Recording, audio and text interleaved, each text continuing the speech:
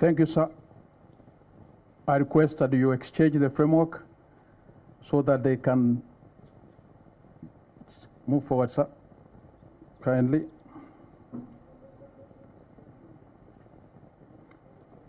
Thank you. Thank you. Thank you. Thank you so much, sir. Sir, I now call upon the Secretaries of Defense so that they can give media address.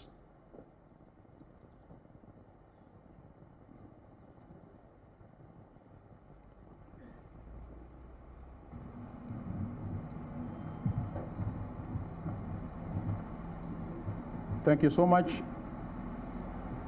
Sir, you can carry on. Thank you. Ladies and gentlemen of the media, welcome to this media briefing. I welcome the U.S. Secretary of Defense, Lloyd, and his distinguished delegation. Today we stand before you, having just concluded a highly productive meeting between the Ministry of Defense of the Republic of Kenya and the United States Department of Defense. Subsequently, I'm delighted to announce that we have just signed a framework for defense cooperation spanning the years 2023 to 2028. This framework represents a significant milestone in our bilateral relations and underscores our shared commitment to peace, security, and stability in the region and globally. Let me highlight a few key points from our deliberations. One, we reaffirmed the strong and enduring partnership between Kenya and the United States. It's not just about shared interests, but shared values, shared commitment to democracy, and a shared desire for a safe and a more prosperous world. Two, the framework places a special emphasis on enhancing military interoperability between our two militaries in an increasing complex and interconnected world. Our ability to work seamlessly together is paramount. This cooperation will enable us to respond effectively to the ever-evolving security challenges in our region and beyond. Third, Kenya has long been a contributor to international peacekeeping efforts, and we are proud to continue that tradition. The framework ensures that we receive the support and resources necessary for our operational deployment. In this respect, we remain committed to contributing to global peace and security. More importantly, our discussion opened avenues for exploring and expanding cooperation in the field of defense technology and innovation. We believe this framework will not only enhance our defense capabilities, but also contribute to our economic growth through joint ventures and technology sharing. This framework is a symbol of our shared vision for a better tomorrow. Both Kenya and the United States are driven by a common purpose, and together we will navigate the challenges that lie ahead. In conclusion, I want to express my gratitude to Secretary Austin and his team for their commitment to this partnership. Together, we are charting a course towards safer, more secure, more prosperous future for our nations and the world at large. I now invite U.S. Secretary of Defense to make his remarks. Thank you, sir. Good afternoon, everyone. And thank you, Secretary Duale, for your kind words. It's great to be here in Nairobi, and it's great to be in Kenya during my first trip across Africa as Secretary of Defense. I'm grateful for your warm welcome and your hospitality. I wanted to be here in person to underscore the importance of our ties to Kenya. It was a pleasure to be able to meet today with Secretary Duale to discuss our strong defense partnership. And during our meeting today, I thanked him for hosting U.S. forces at Manda Bay and for his commitment to our shared security. Signing the framework for defense cooperation between our two countries today reinforces the importance of our strategic partnership with Kenya. And it will help guide our bilateral defense relationship for the next 5 years. I look forward to meeting with President Ruto later today to discuss our strategic partnership. Now, the U.S. government deeply values our partnership with Kenya in countering al-Shabaab. We're grateful to Kenya for its leadership in tackling security challenges in the region and around the world. And I also thank the Secretary today for Kenya's willingness to consider leading a multinational security support mission in Haiti. The United States stands ready to support that mission by providing robust financial and logistical assistance. And we intend to work with the United States Congress to provide up to $100 million in support. And we urge others in the international community to follow Kenya's great example and to step up and to provide more personnel, equipment, support, training, and funding. So the United States remains committed to working with Kenya to help bring stability and security to the region and beyond. And we deeply appreciate Kenya's leadership and friendship. So thank you for being such great hosts and partners. And with that, we're happy to take a few questions. Thank you. Thank you, sir, for that. I think I'll give you time so that you can field your questions. Yes, Cyrus? Just kindly assist us with the mic. Here, come here. Sorry, Kindly introduce yourself and the media house you are representing. my name is Cyrus Ombati. I work for the Star newspaper. Secretary of State, Defense, I want to ask you about the foreign troops who are in Somalia under ATMIS. What's your assessment in terms of what they have achieved so far and the challenges they are facing and the way forward for you? Thank you. Thanks. So the question is, what is my assessment of progress against al-Shabaab in Somalia? We had a great discussion on Somalia today, and I think we both agree that Somalia has made significant progress in the last year against al-Shabaab. You may have heard us say earlier that they've retaken more territory in the last year than they had in the previous 5 years. But we know that progress is not always a straight line, and so we may see things improve significantly on one day, and maybe we'll see challenges on the next day. I had the opportunity to talk with the president of Somalia just yesterday while I was in Djibouti. Great discussion with him and his approach.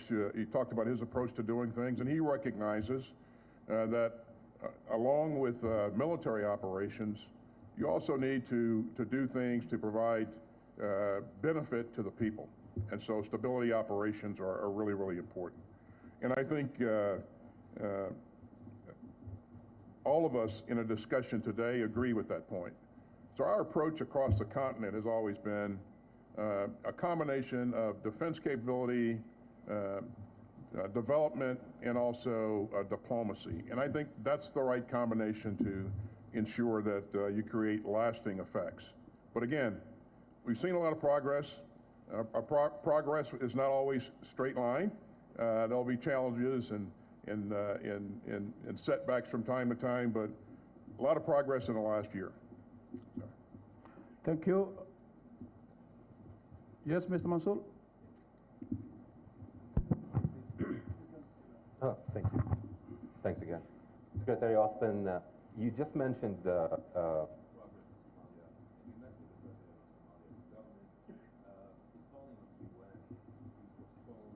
drawdown of AU for Somalia. Does the U.S. support the rescheduling of this drawdown, and is the U.S. government open to the idea of adjusting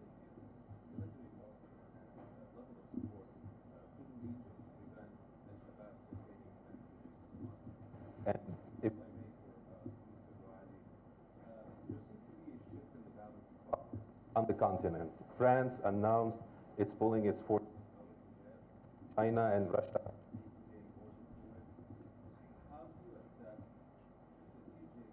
Or the impact between the U.S. on the one hand and Russia and China on the other hand, security, peace, and stability on the continent. Thank you. Thank you. So thanks. I did have the opportunity to meet with the president of Somalia yesterday, as I said earlier. Great discussion. And again, we had a great discussion today with the secretary. His assessment is that he does need more time, and he's faced with the difficult task of keeping pressure on al-Shabaab, at the same time generating forces so that he can continue to be successful. There are a number of countries in the region that have helped with that force generation, but there's still a lot more that needs to be done. So his assessment is that he does need more time, and our concern is that, again, we have established some momentum. We want to make sure that, where possible, we maintain that momentum. So I think countries in the region are looking for ways to continue to help, but in terms of what that's going to look like is yet to be defined. Now, I would also say that, as I mentioned earlier, it's not just the military force. As we discussed earlier, it requires substantial investment in other things, economic development, things that get after the root causes of instability. And so more investment, more things that he can provide to the people of Somalia to help maintain their support, I think, is what he needs as well. So. I think we were here today to strengthen our bilateral defense cooperation with the U.S., which dates back to the 70s. So our shared values, our cooperation on defense, respect for democracy and human rights are what we share with the U.S. And from a defense perspectives, we are working very well with the U.S. both in the Horn of Africa, in East Africa, and in the Great Lakes region. And that's why you see our troops serving under ATMIS, our troops serving under the UN in DRC, and our troops serving in DRC, Eastern DRC, under the East African Regional Force. So our cooperation with the U.S. is fundamental, and that's why we are here today. Secondly, I'm sure when issues of the region reaches the UN Security Council, all those other countries you're talking about, then they have their place and their space to contribute. Thank you, sir. Today is for our engagement with the U.S., what we do with them within our country, and what we do with them within the region and Africa. Thank you, sir. Mary, I've seen you raising your hand. Let us give a lady also to ask a question. My question is to the both secretaries, sir. What are some of the benefits contained in the defense cooperation that has been signed today? And could you please elaborate if KDF is likely to have more intelligence share and maybe smart technology for the use in boosting the war against al-Shabaab along the Kenya-Somali border? Let me take the first one. I mean, the greatest terror group in East Africa now is al-Shabaab. They recruit, they radicalize young people for their own terror operations.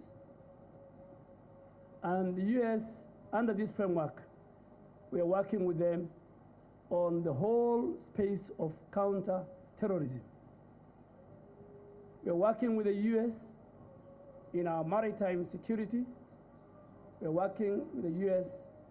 in bringing peace and security within the region, Horn of Africa, and the Great Lakes region, and other countries involved. And we are working with the U.S. on our training and how the Kenya Defense Forces can be professionalized. And then finally, we have a serious cooperation under this framework on how we can gain from the U.S. technology, defense technology, and innovation.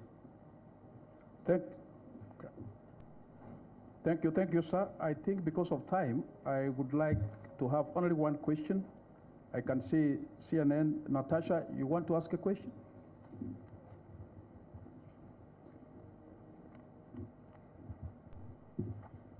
Thank you so much.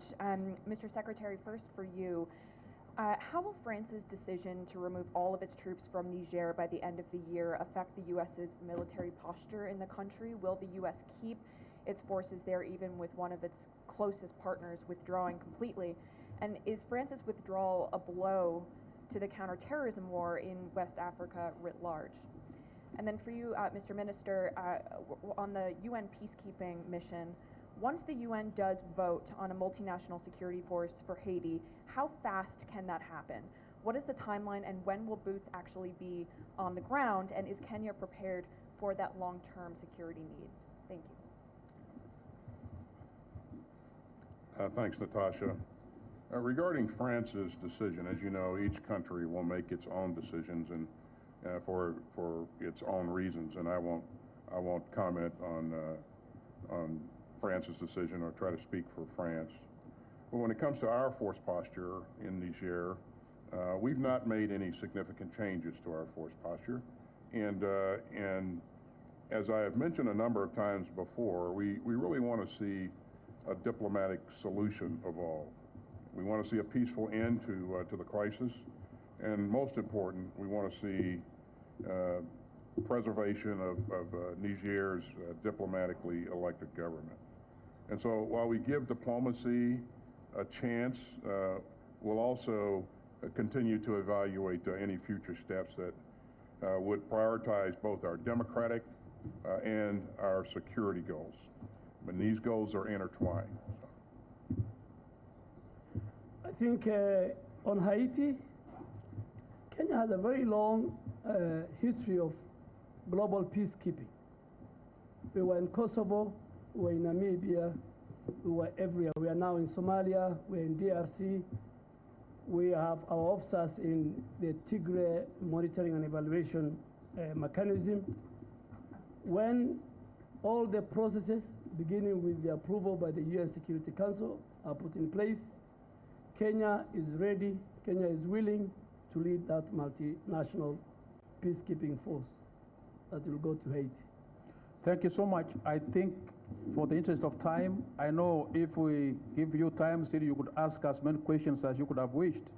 I request that now we move to, that marks the end of this press conference, sir. We now move to the photo session.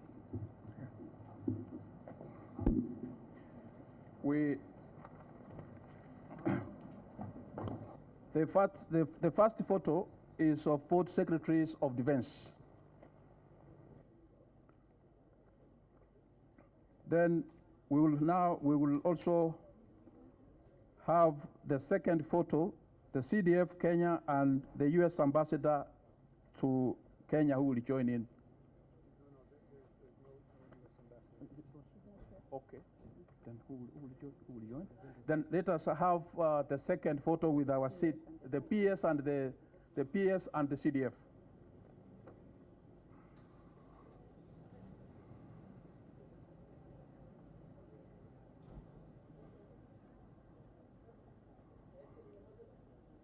It's not in. It's not in, sir. Let us have that one. Okay. Okay. The next one is 5 CDF service commanders and all other general officers of the Kenya Defense Forces to join in.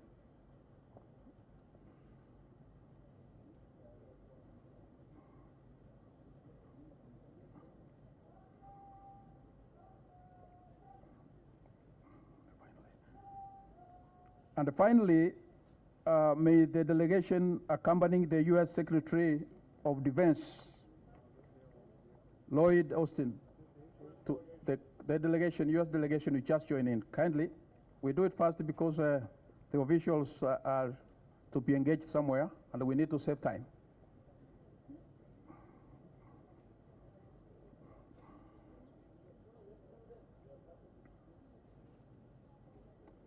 The delegation, please.